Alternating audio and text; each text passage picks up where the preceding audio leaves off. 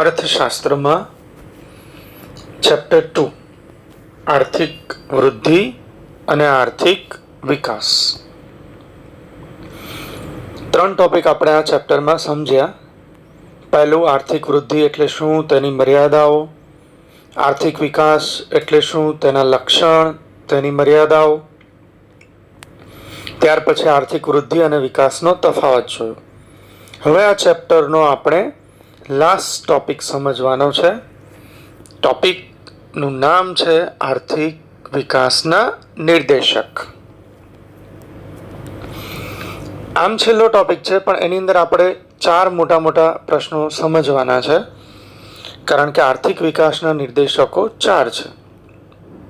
સૌથી પહેલા તો આપણે આર્થિક વિકાસના નિર્દેશક એટલે શું, તો આગળના વિડીયોમાં આપણે સમજ્યા કે આજે કોઈ પણ દેશે પોતાની આર્થિક સમસ્યાઓ દૂર કરવી હશે તો આર્થિક વિકાસ કરવો પડશે. હવે કોઈ દેશનો આર્થિક વિકાસ થયો છે કે નહીં, થયો છે તો કેટલો થયો છે, આ જાણવું જરૂરી છે. તો આ કેવી રીતે જાણી શકાય, આ આપણને કેવી રીતે એનો ખ્યાલ આવે, તો જે બાબત આપણને આર્થિક વિકાસ થયો છે કે નહીં એનું નિર્દેશન કરે, આર્થિક વિકાસ કેટલો થયો છે એ આપણને સૂચવે, તેને આર્થિક વિકાસના નિર્દેશક કહેવાય. અને વારંવાર હું તમને સમજાવતો હોઉં છું કે કોઈ પણ આપણે ઉપાય લાવીએ અને એ સક્સેસ ના જાય તો અપગ્રેડ કરીને બીજો લાવીએ. હવે સૌથી પહેલા આર્થિક વિકાસના નિર્દેશક તરીકે રાષ્ટ્રીય આવકનો વૃદ્ધિ દર જોવામાં આવતો, પણ એની કેટલીક મર્યાદાઓ હતી. એ મર્યાદાઓ દૂર કરીને બીજો નિર્દેશક આવ્યો, માથાદીઠ આવકનો વૃદ્ધિ દર. એની પણ મર્યાદાઓ હતી, આપણે મર્યાદાઓ બધી સમજવાની જ છે. ત્યાર પછી ત્રીજો નિર્દેશક આવ્યો, જીવનની ભૌતિક ગુણવત્તા આંક, physical quality life index, PQLI, જેને શોર્ટમાં કહેવાય છે. એમાં પણ કેટલીક મર્યાદાઓ હતી. આમ તો એ પરફેક્ટ પેકેજ હતું, સરસ હતો એ નિર્દેશક, પણ એના કરતાં કોઈક વધારે સારો નિર્દેશક આપણને મળ્યો, એટલે પછી એ નિર્દેશકની વેલ્યુ થોડી ઘટી ગઈ. ચોથો નિર્દેશક, માનવ વિકાસ આંક,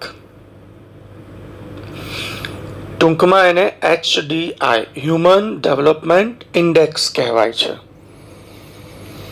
આ માનવ વિકાસ આંક આખો ટોપિક તમે 10મા ધોરણમાં ચેપ્ટર 19માં ભણીને આવ્યા છો, એ જ ટોપિક અહીંયા છે. તો આપણે આ ચાર નિર્દેશક ભણવાના છે, સમજવાના છે. રાષ્ટ્રીય આવકનો વૃદ્ધિ દર, માથાદીઠ આવકનો વૃદ્ધિ દર, જીવનની ભૌતિક ગુણવત્તા આંક અને માનવ વિકાસ. સૌથી પહેલા આપણે પહેલો નિર્દેશક સમજીશું, રાષ્ટ્રીય આવકનો વૃદ્ધિ દર. એટલે કે દેશની રાષ્ટ્રીય આવક વધે તો દેશમાં આર્થિક વિકાસ થયો કહેવાય. આ સૌથી પહેલો નિર્દેશક, સૌથી પહેલા આર્થિક વિકાસને આવી રીતે માપવામાં આવતો. એ ટોપિક સમજાવું એ પહેલા રાષ્ટ્રીય આવક વિશે થોડુંક ટૂંકમાં તમને માહિતી આપી દઉં. આમ તો તમે 11મા ધોરણમાં સમજીને આવ્યા છો, ચેપ્ટર આખું ભણીને આવ્યા છો, પણ અત્યારે આવ્યું છે તો ફરી એકવાર આપણે રિપીટ કરી દઈએ. રાષ્ટ્રીય આવક એટલે શું બેટા, તો વર્ષ દરમિયાન દેશમાં જે ઉત્પાદન થાય તેના મૂલ્યનો સરવાળો એટલે રાષ્ટ્રીય આવક. આ ખાસ ધ્યાન રાખજો, મૂલ્યનો સરવાળો, જથ્થાનો નહીં. ઓકે, એની જે કિંમત છે, એનું જે મૂલ્ય છે એ ટોટલમાં લેવાનું છે. આપણે કેટલા જથ્થામાં વસ્તુનું કે સેવાનું ઉત્પાદન કર્યું છે એ ધ્યાનમાં નથી લેવાનું. તો વર્ષ દરમિયાન દેશમાં થયેલ ઉત્પાદનના મૂલ્યનો સરવાળો એટલે રાષ્ટ્રીય આવક.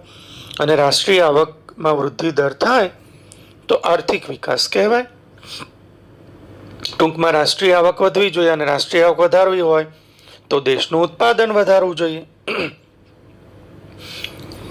હવે એના આધારે આપણે વ્યાખ્યા જોઈએ.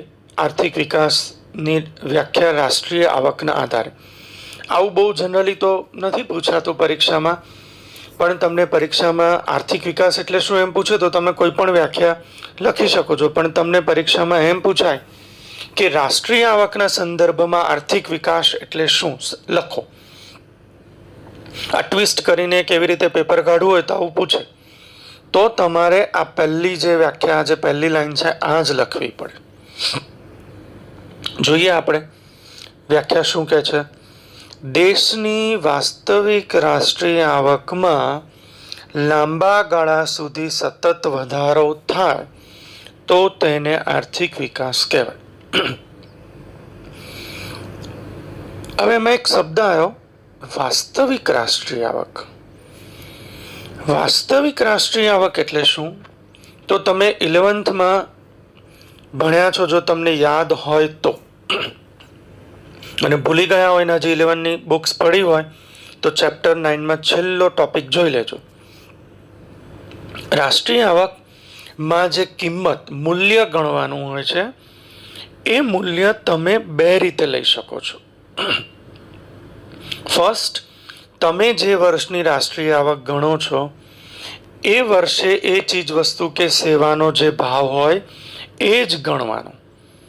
જો તમે ચાલુ વર્ષનો ભાવ, કિંમત ગણો છો તો તેને ચાલુ ભાવે રાષ્ટ્રીય આવક અથવા તો નાણાકીય આવક કહેવાય. અને જો તમે કોઈ એક વર્ષ આધાર તરીકે લો છો, જેમ કે આપણે 2020ની રાષ્ટ્રીય આવક ગણીએ છીએ, પણ આપણે ભાવ લીધા 2015ના, 2015ને આપણે આધાર વર્ષ તરીકે લીધું અને એ ભાવ પ્રમાણે આપણે કિંમત ગણી, મૂલ્ય ગણ્યું, તો તે સ્થિર ભાવે રાષ્ટ્રીય આવક કહેવાય અને એને વાસ્તવિક રાષ્ટ્રીય આવક કહેવાય. અત્યારે તો હું શોર્ટમાં સમજૂતી આપું છું, છતાંય જો તમને આ ટોપિકમાં ડાઉટ હોય તો જ્યારે આપણે ફેસ ટુ ફેસ મળીશું ત્યારે હું તમને એનું એક્ઝામ્પલ આંકડા સાથે લખીને સમજાવીશ. અત્યારે તો તમે એટલો વર્ડ યાદ રાખજો કે કઈ રાષ્ટ્રીય આવક વધવી જોઈએ, તો વાસ્તવિક રાષ્ટ્રીય આવક, અને લાંબા સમય સુધી વધવી જોઈએ. એકાદ વર્ષ, 2 વર્ષ વધે અને પાછી ના વધે તો ના ચાલે. તો વાસ્તવિક રાષ્ટ્રીય આવકમાં લાંબા ગાળા સુધી સતત વધારો થાય તો તેને આર્થિક વિકાસ કહેવાય. એકવાર ચલો હવે તમે પણ મારી સાથે રિપીટ કરી દો, તમે પણ બોલો. ઓકે, અને હું સાંભળું છું એવું જ મગજમાં રાખવાનું છું. હું તમારી સામે જ બેઠો છું અને મને સંભળાય એ રીતે હું પણ બોલું છું, તમે મારી સાથે બોલશો. Yes, start. દેશની વાસ્તવિક રાષ્ટ્રીય આવકમાં, યસ, વેરી ગુડ, લાંબા ગાળા સુધી વધારો થાય, સતત વધારો, સોરી, કેવો વધારો? સતત. તો તેને શું કહેવાય? આર્થિક વિકાસ. હવે આર્થિક વિકાસ ને રાષ્ટ્રીય આવક વચ્ચે કેવો સંબંધ છે એ જોઈએ. તો રાષ્ટ્રીય આવક ઊંચા દરે વધે તો આર્થિક વિકાસ પણ ઊંચો ગણાય. હવે આ તો એક કોમન સેન્સની વાત છે, એમના માસો તોય ખબર પડી જાય. રાષ્ટ્રીય આવક નીચા દરે વધી તો વિકાસ પણ નીચો અથવા મંદ. રાષ્ટ્રીય આવક સ્થિર તો વિકાસ પણ સ્થિર કે સ્થગિત. રાષ્ટ્રીય આવકમાં ઘટાડો તો વિકાસમાં પણ પીછેહટ કે ઘટાડો. આ પોઈન્ટને હજી મેં અહીંયા શોર્ટમાં પતાવવા માટે લખ્યું છે, પણ તમે આ મુદ્દાને થોડું સરસ રીતે એક્સપ્લેન કરીને આ મુદ્દાને મોટો કરી શકો છો હજી વધારે. ચલો ફરી એકવાર રિપીટ કરીએ. હું અડધું બોલીશ, સામેનો જવાબ તમારે બોલવાનો છે. ઓકે, રાષ્ટ્રીય આવક ઊંચા દરે વધી તો શું? બોલો. યસ, વિકાસ ઊંચો ગણાય. સેકન્ડ, રાષ્ટ્રીય આવક નીચા દરે વધી તો શું? યસ, તો વિકાસ પણ નીચો. રાષ્ટ્રીય આવક સ્થિર તો વિકાસ પણ ગુડ, સ્થિર. અને રાષ્ટ્રીય આવક ઘટી તો વિકાસમાં પણ શું થઈ કહેવાય? પીછેહટ થઈ કહેવાય. ટૂંકમાં આર્થિક વિકાસને શેને આધારે માપવામાં આવતું હતું? રાષ્ટ્રીય આવકના આધારે. અહીંયા તમને કેટલાક દેશોની રાષ્ટ્રીય આવક આપી છે, એનો વૃદ્ધિ દર આપ્યો છે, મતલબ દર વર્ષે દેશની રાષ્ટ્રીય આવક કેટલા ટકા વધી, જેના આધારે આપણે કમ્પેરિઝન કરી શકીએ કે કયા દેશનો આર્થિક વિકાસ કેવો થયો છે. ફર્સ્ટ છે નોર્વે 2.2%, અમેરિકા 2.4%, ચીન 7.3%, ભારત 7.3% અને પાકિસ્તાન 4.7%. આ આંકડા જોઈને તમે ખુશ થઈ ગયા હશો.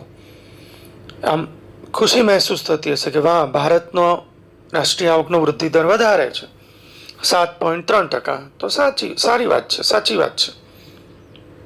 અને એ ઉપરથી આપણે કહી પણ શકીએ કે હા, ભારતનો આર્થિક વિકાસ થઈ રહ્યો છે, ઊંચા દરે થઈ રહ્યો છે. પણ એટલું પણ ખુશ થવાની જરૂર નથી. અમેરિકા, નોર્વેનો આ રાષ્ટ્રીય આવકનો વૃદ્ધિ દર નીચો છે તો એનો મતલબ એવો નથી કે એમનો આર્થિક વિકાસ નીચો છે કે નથી થયો. એ લોકોનો ઓલરેડી આર્થિક વિકાસ ઊંચો થઈ ચૂક્યો છે, એટલે હવે એમને આગળ વધવા માટે એટલો સ્કોપ નથી,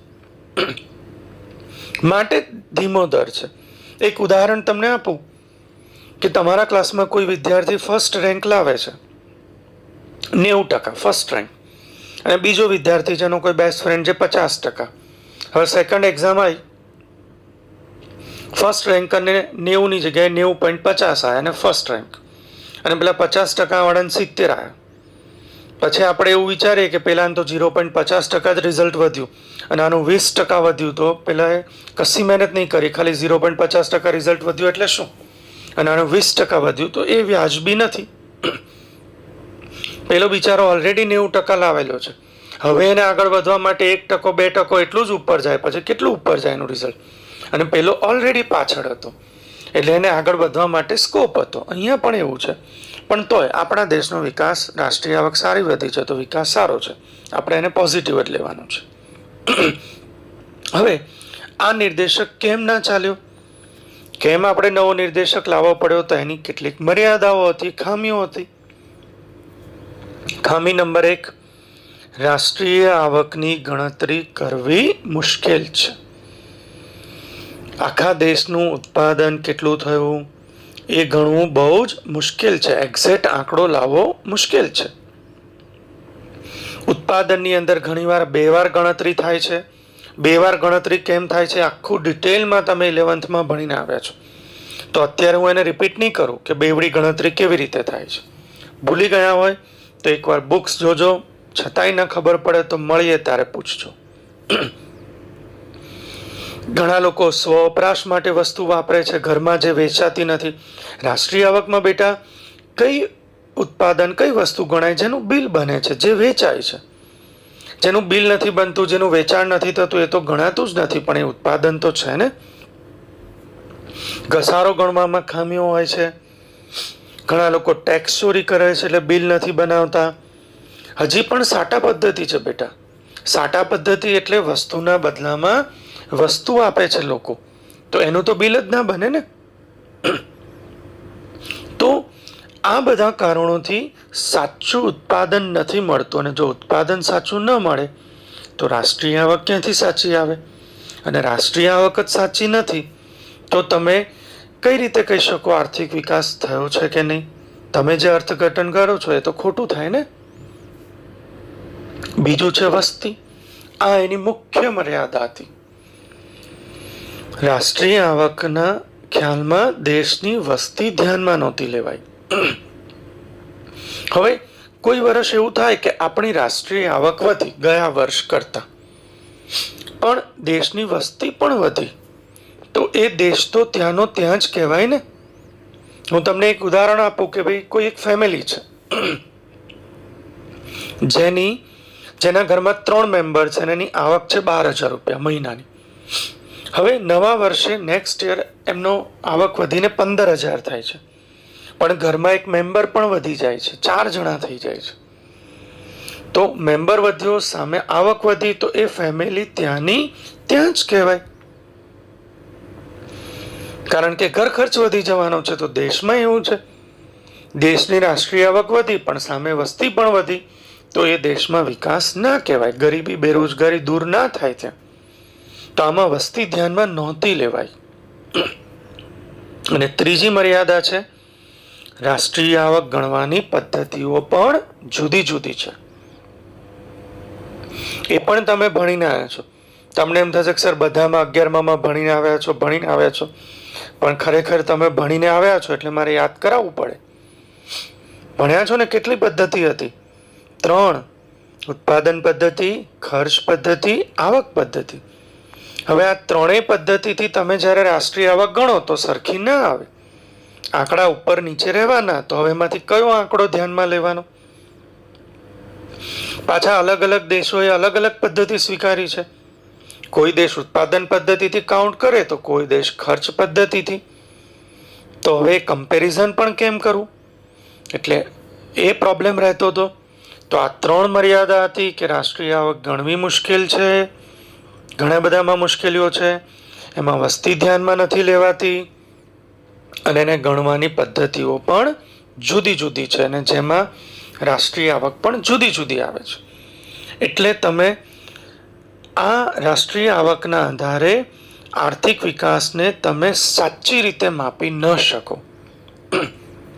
તો આ ખામીઓ દૂર કરવા અને વધારે સારી રીતે, વધારે સાચી રીતે રાષ્ટ્રીય આવક આર્થિક વિકાસ માપવા માટે બીજો નિર્દેશક લાવ્યા.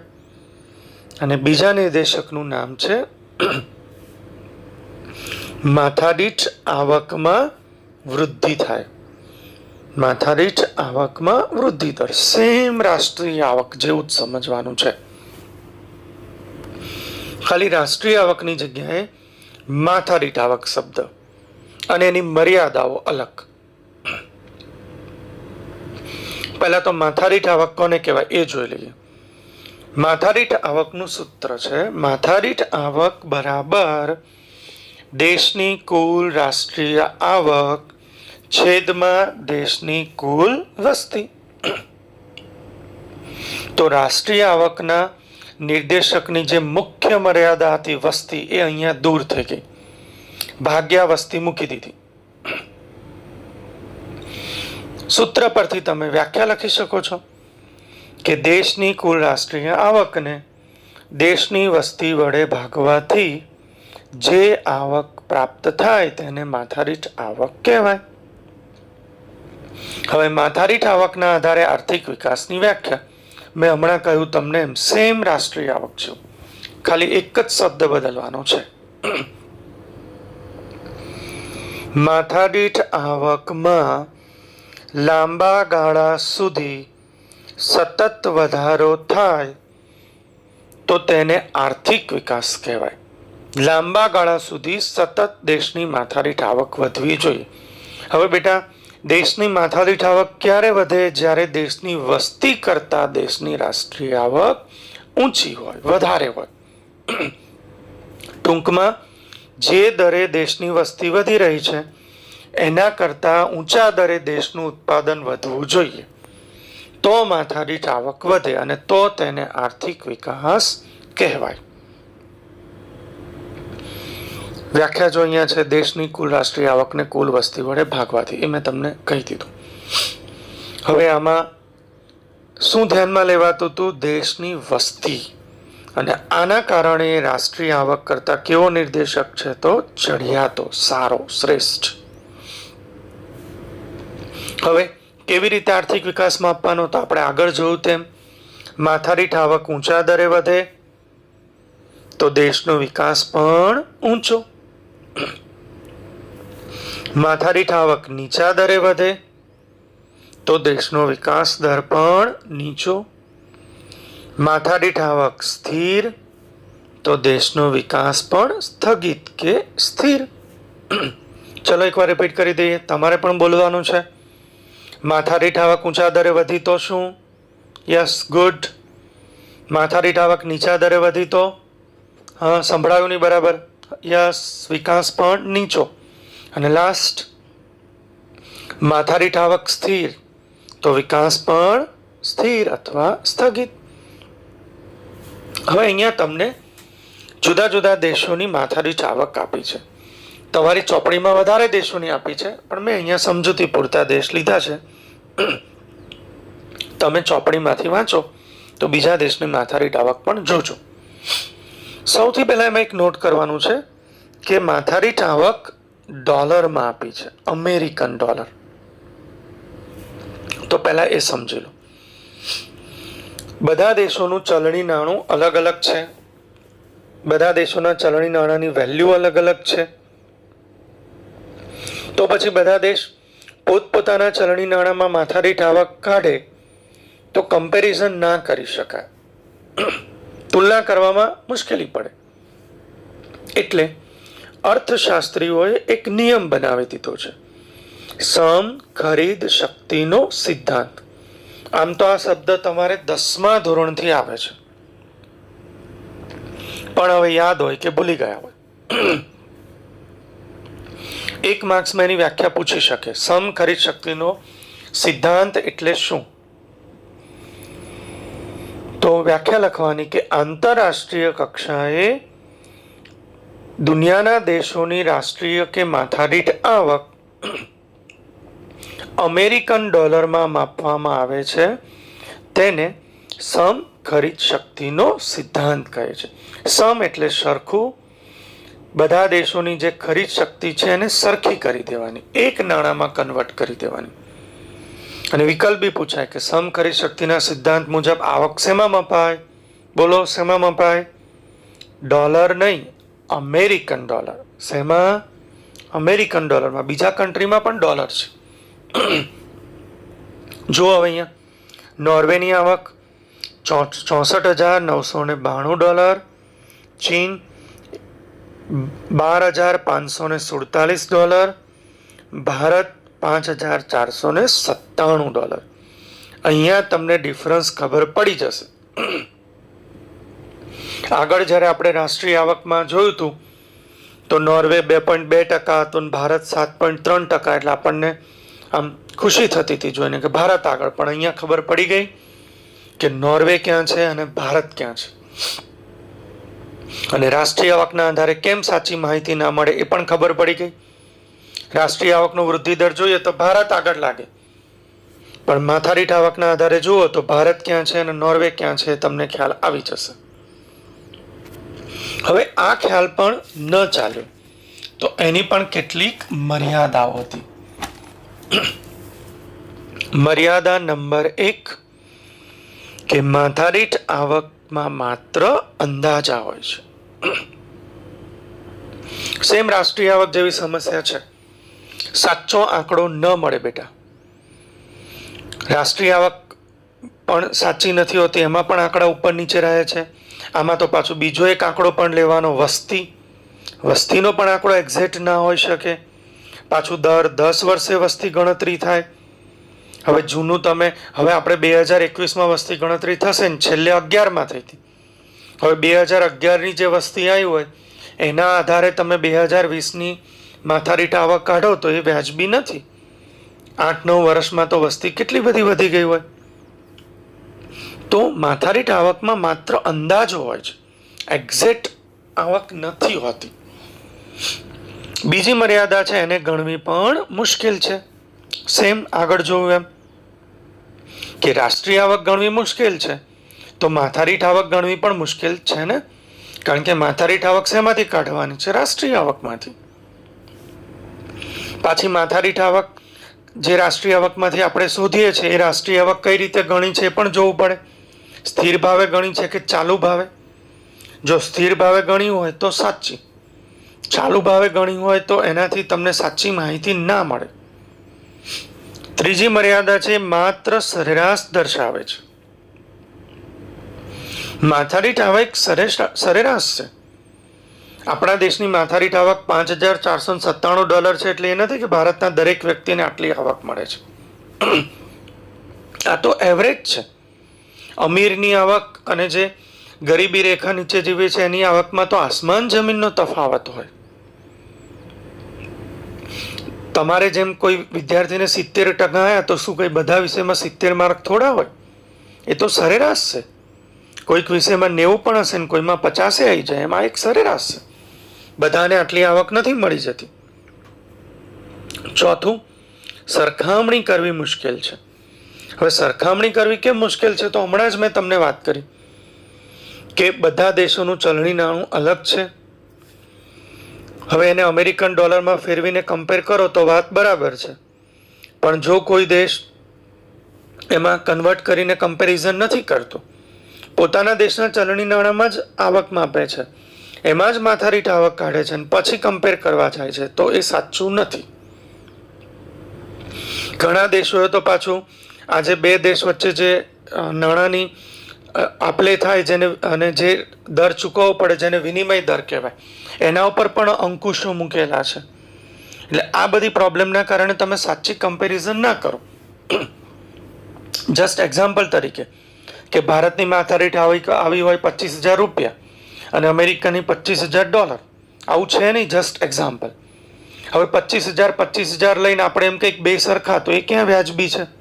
ક્યાં $25,000 ને ક્યાં 25,000 રૂપિયા? તો એ સરખામણી કરવી મુશ્કેલ થઈ જાય છે. અને છેલ્લી મર્યાદા છે, અંદર હું ટીક માર્ક નહીં કરી શકું એટલે તમે પહેલાં જોઈ લો. માથારીટ આવક જેટલી આવક દરેક નાગરિકને મળતી નથી. સેમ ત્રીજો પોઈન્ટ, હમણાં જ મેં તમને ત્રીજા પોઈન્ટમાં કીધું કે આ તો માત્ર સરેરાશ છે. આ આવક દરેક વ્યક્તિને મળતી નથી. આ તો જસ્ટ આપણે એક એવરેજ કાઢી, પછી અમીર અને ગરીબી રેખા નીચે જીવતા લોકોની આવક તો બહુ